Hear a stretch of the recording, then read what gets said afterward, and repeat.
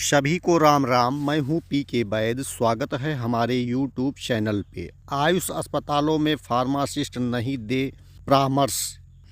फार्मासिस्टों ने मांगा स्पष्ट आदेश। कहा मरीजों को परामर्श का कार्य उनसे ज़बरदस्ती लिया जा रहा है। लखनऊ से अमर उजाला में ये प्रकाशित खबर है। आयुष अस्पतालों में डॉक्टरों की अनुपस्थिति में अब फार्मासिस्ट मरीजों को परामर्श नहीं देंगे। जिन अस्पतालों में डॉक्टरों की तैनाती नहीं है वहां तिथिवार आसपास के अस्पतालों से डॉक्टर को संबद्ध किया जाएगा। दूसरी तरफ फार्मासिस्टों ने इसके लिए स्पष्ट आदेश की मांग की, क्योंकि शासन की ओर से उन्हें झोला साफ बताया जा रहा है, तो दूसरी तरफ उनके उच्च अधिकारी डॉक्टर की अनुपस्थिति में मरीजों की देखभाल करने का निर्देश दे रहे हैं। प्रदेश में आयुर्वेदिक, होम्योपैथिक और यूनानी विधा के अस्पतालों में करीबन डॉक्टरों के 30% पद खाली हैं। इनको भरने के लिए संबंधित विभागों ने भर्ती प्रस्ताव भेजा है। कई स्थानों पर एक डॉक्टर के सहारे 2-3 अस्पताल हैं। डॉक्टरों के नहीं रहने से मरीजों को फार्मासिस्ट दवा देते हैं। पिछले दिनों शासन स्तर पर जिला प्रशासन के जरिए इन अस्पतालों की जांच की गई। इसमें विभिन्न अस्पतालों में चिकित्साधिकारी अनुपस्थित पाए गए। इन अस्पतालों में फार्मासिस्ट चिकित्सीय परामर्श देते मिले। जिला प्रशासन की ओर से आयुष विभाग को भेजी गई रिपोर्ट में इन फार्मासिस्टों को झोला छाप करार दिया गया। ऐसे में विभाग ने अब अस्पतालों में फार्मासिस्टों द्वारा चिकित्सीय उपचार पर पूरी तरह से प्रतिबंध लगाने पर आदेश दिया। अब फार्मासिस्ट किसी भी दशा में अस्पताल में मरीजों को चिकित्सीय परामर्श नहीं देंगे। ऐसे में मरीजों की मुश्किलें बढ़नी तय है, क्योंकि जब संबंधित अस्पताल में डॉक्टर नहीं होंगे तो मरीजों को लौटना पड़ेगा। हालांकि विभाग की प्रमुख सचिव ने निदेशकों को आदेश दिया है कि जिन अस्पतालों में नियमित चिकित्सक नहीं है वहां के लिए किसी न किसी एक चिकित्सक की तैनाती सुनिश्चित किया जाए। इसके लिए डॉक्टरों की मौजूदगी तिथिवार तय की जाए। अब मैं आपको मेन खबर दिखाना चाहता हूं। फार्मासिस्टों ने मांगा स्पष्ट आदेश। राजकीय आयुर्वेदिक तथा यूनानी फार्मासिस्ट संघ के अध्यक्ष चंद्र प्रकाश पांडे एवं महामंत्री वीरेंद्र प्रसाद शुक्ला ने आयुष विभाग के प्रमुख सचिव को पत्र भेजा है। इसमें फार्मासिस्टों के लिए स्पष्ट आदेश की मांग की है। फार्मासिस्टों का कहना है कि उन्हें कई वर्षों से जबरन चिकित्सीय परामर्श लिया जा रहा है। कई बार अस्पताल खुलने पर मरीजों की भीड़ लग जाती है।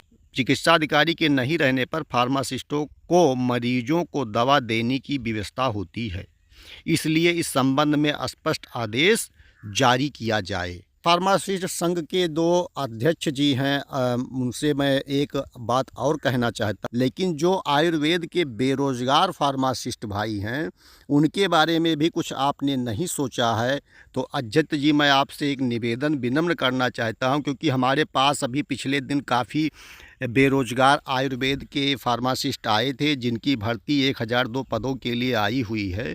तो कभी उनके बारे में भी आप सोचें, क्योंकि आपके कहीं ना कहीं वो भर्ती के बाद अगर वो नौकरी पाते हैं तो आपके अध्यक्ष जी, आपके ही संघ में उनका भी जो है नामकरण होगा। आपका जो है कहीं ना कहीं किसी तरह से आपके संघ में उनको जो है स्थान दिया जाएगा। तो उनका भी थोड़ा भला करने के बारे में सोचें। बेचारे भटक रहे हैं और उनकी भर्ती जो है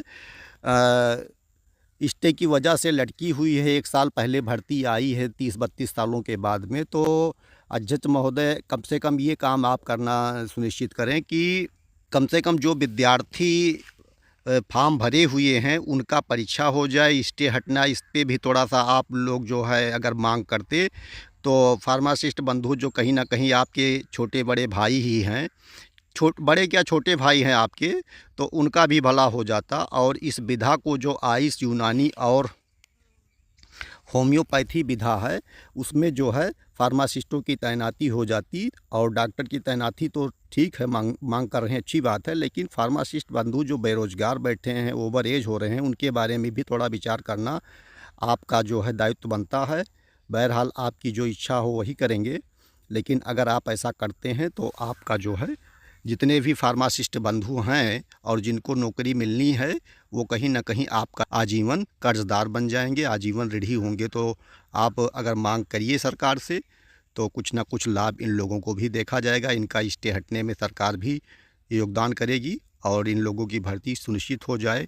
क्योंकि पिछले हफ्ते में हमारे पास आयुर्वेद फार्मासिस्ट के लगभग 50 की संख्या में विद्यार्थी आए हुए थे, जो अपनी बेरोज़गारी को लेकर बहुत परेशान थे और बेचारे भटक रहे हैं। उनकी कहीं सुनवाई नहीं हो रही है। 1 साल से फॉर्म भर के जो है तैयारी कर रहे हैं, कोई सिलेबस नहीं जारी हुआ है स्टे की वजह से। में भी अध्यक्ष जी अगर आप इस बात को गौर करते हैं तो कहीं ना कहीं आयुर्वेद की शिक्षा पद्धति को जो है, आयुर्वेद चिकित्सा पद्धति को जो है बढ़ावा मिलेगा और इन लोगों का भी भविष्य सुनिश्चित होगा।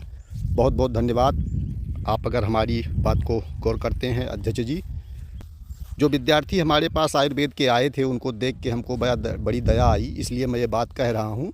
आगे आपकी इच्छा हो जो करिए, मैं कोई दबाव नहीं बना रहा हूँ। बहरहाल अगर आप ऐसा करते हैं तो ये विद्यार्थी आपका जो है कर्जदार हमेशा के लिए रहेंगे। धन्यवाद।